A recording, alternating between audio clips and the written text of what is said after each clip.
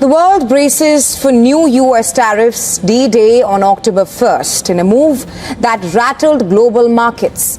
U.S. President Donald Trump on Thursday announced a new set of industry-specific tariffs. The latest expansion in Trump's tariff rhetoric includes new duties on imported pharma, heavy trucks, upholstered furniture, kitchen cabinets and bathroom vanities. The BC interior remains home to a world-leading softwood lumber industry. When Donald Trump announced his sweeping 25% tariffs on imported furniture and wooden goods, the move was sold to the public as another bold strike for American workers. A chance, he said, to bring back jobs that had been stolen overseas and restore American craftsmanship. But within just weeks, that promise began to crumble. What was meant to revive U.S. factories instead pushed them closer to collapse and gave Canada, of all nations, a chance to surge ahead in an industry the United States once dominated. Inside the White House, officials hailed the move as patriotic economics. The logic seemed simple. By taxing imported furniture, American-made products would become more competitive. But reality was far more complex. Most American furniture companies rely heavily on imported wood, metal fittings, fabric, and even labor subcontracted abroad. The global furniture chain is a web, not a wall. And when the U.S. government pulled one string, the whole thing began to unravel. Across the Midwest and the Carolinas, the historic heart of America's furniture industry, phones started ringing off the hook.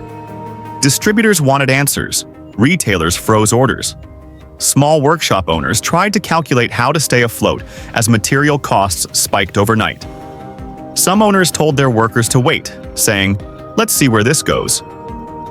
Others had no choice but to announce layoffs. For them, the tariff wasn't protection. It was a death sentence. In Georgia, a family-run cabinet company that had survived 2 recessions and the pandemic suddenly faced a 30% increase in its input costs. Their wood came from Canada, screws and finishes from Asia, foam and fabric from Mexico. Every link in their chain was affected, and even if they wanted to buy American, there wasn't enough domestic supply to meet their needs. The tariff created scarcity, not opportunity. Meanwhile, just north of the border, a very different story was unfolding. In Ontario and Quebec, Canadian furniture manufacturers noticed the headlines and quickly began making moves. For years, they'd watched the U.S. market dominate, shipping raw lumber south while buying back finished products at higher prices. Now, with Trump's tariffs disrupting that flow, they saw a rare opening. Canadian companies started ramping up production, modernizing equipment, and reaching out to U.S. retailers desperate to keep shelves stocked. Some offered to assemble and ship furniture through legal trade channels that skirted new tariff zones. Others emphasized sustainability and North American quality, pitching themselves as the reliable alternative in uncertain times. The result was a quiet boom that no one in Washington had predicted. At first, American consumers barely noticed. Prices crept up, but slowly. Then came the real shock. Major home improvement chains began adjusting catalog prices. Sofa sets that once sold for $1,200 jumped to $1,500 or more. Kitchen renovations skyrocketed. Construction companies began warning clients that cabinetry and lumber costs were adding thousands to new home builds. Inflation, which the administration promised to fight, found a new home in America's living rooms. By November, furniture retailers in Texas, Ohio, and California were reporting double-digit drops in sales. Inventory sat in warehouses, too expensive for most buyers. And what furniture was still moving often carried the stamp, "Made in Canada." Canadian exports to the U.S. climbed steadily despite the tariffs, as buyers found creative ways to keep business flowing. Ottawa didn't need to retaliate loudly, it just needed to keep supplying what America could no longer make affordably. Industry analysts began calling it the Great Furniture Flip. A policy designed to punish foreign producers ended up boosting them instead. Economists pointed out that tariffs only work when the targeted country depends on your market more than you depend on theirs. But in this case, America's furniture industry was already hollowed out, too fragile to take the blow. Canada had diversified its markets, invested in automation, and kept its trade relations strong with Europe and Asia. When the storm hit, it was ready. For many American workers, the betrayal felt personal. They'd been told the tariffs would protect them. Instead, mills were closing and paychecks were shrinking. The U.S. Department of Labor quietly reported hundreds of layoffs in furniture manufacturing between late September and October, a number expected to rise as smaller suppliers run out of materials. Local news stories began surfacing about furniture makers turning to bankruptcy protection. One North Carolina plant that employed 200 workers shut its doors after 60 years in business. Its owner simply said, "We can't compete with our own government." As the months passed, even loyal Trump supporters in industrial towns began questioning the policy. "It sounded good," one worker told a local reporter, "but now we're the ones losing." The political backlash was small but growing. Democrats seized the opportunity to frame the tariff crisis as proof of economic isolationism gone wrong, while Canadian officials stayed quiet, letting results speak for themselves. Behind closed doors, U.S. trade advisors reportedly urged the administration to reconsider or at least offer subsidies to domestic furniture firms.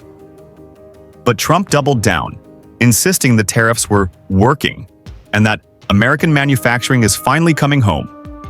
It was a statement detached from what people on the ground were living. The irony is that Canada didn't even have to fight back. It didn't file retaliatory tariffs or stage press conferences condemning Washington. It just adjusted, adapted, and expanded. Provincial governments offered temporary tax incentives and low-interest loans for manufacturers, increasing export capacity. Canada's lumber sector, long frustrated by U.S. restrictions, suddenly found new buyers in Asia and Europe, markets hungry for affordable North American wood. Canada was turning Trump's tariff wall into a bridge of opportunity. Meanwhile, the U.S. housing market started feeling the pressure. New home builders delayed projects due to rising costs, which in turn hurt construction jobs. Economists began warning that the furniture tariffs could shave points off GDP growth if the trend continued. Inflation ticked higher as furniture and household goods, items that middle-class families rely on, became more expensive across the board.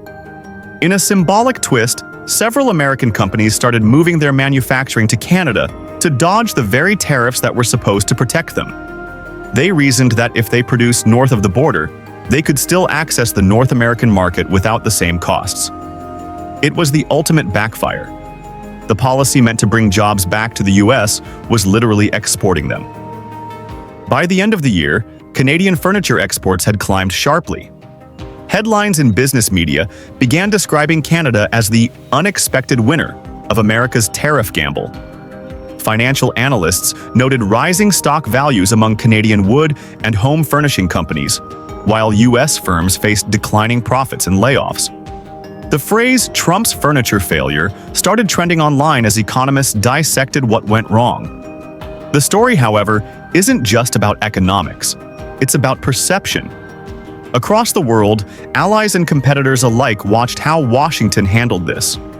For some, it was confirmation that U.S. trade policy had become unpredictable, driven by politics rather than long-term planning. For others, it was a signal that if America can't maintain supply stability in something as basic as furniture, it may struggle in bigger industrial sectors as well. In the end, the tariffs exposed something deeper. Not just a gap in trade strategy, but a gap in understanding how modern economies work. Manufacturing today isn't about walls, it's about networks. When you try to force a 20th century solution on a 21st century system, the result isn't revival, it's collapse. As American jobs vanish and Canadian factories hum with new orders, the lesson becomes undeniable. You can't rebuild strength by isolating yourself.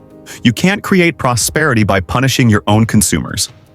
And you can't promise America first when your own industries depend on global partnerships to survive. So now, as Canadian furniture shipments rise and U.S. factories struggle to reopen, one question hangs in the air. Was this tariff ever about protecting American workers or about protecting political pride?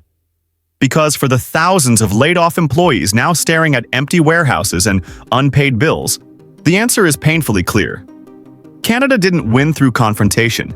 It won through competence. And America's furniture collapse isn't just a trade story. It's a warning of what happens when leadership trades reality for rhetoric. But the story doesn't end there.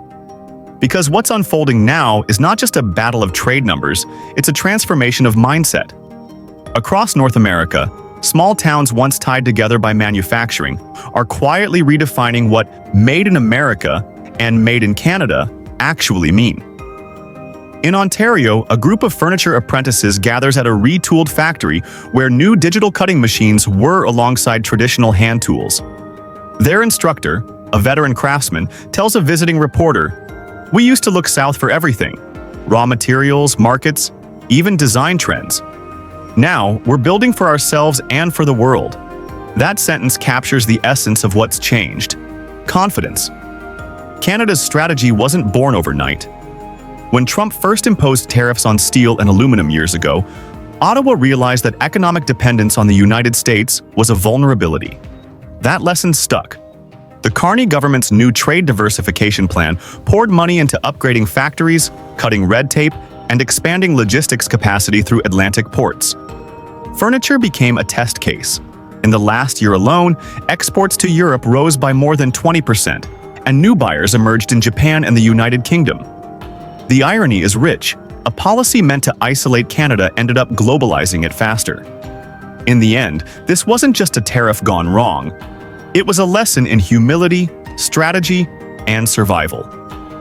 Canada didn't just outplay the US in trade. It proved that quiet strategy beats loud politics every time. As America faces the cost of its own decisions, the real question now isn't who won this battle, but whether Washington is ready to learn before the next one begins.